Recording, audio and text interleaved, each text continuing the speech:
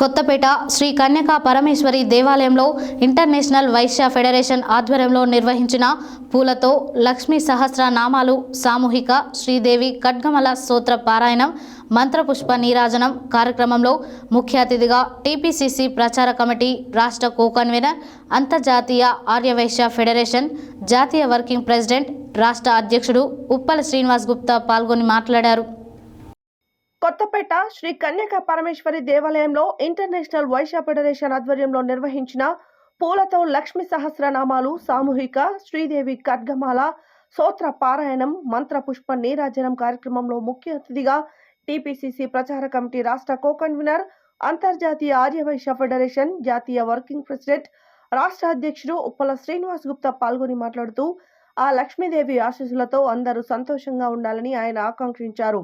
ముఖ్యమంత్రి రేవంత్ రెడ్డి నాయకత్వంలో దేవాలయాల అభివృద్ధికి ప్రభుత్వం అన్ని విధాలా కృషి చేస్తుందని ఆయన అన్నారు.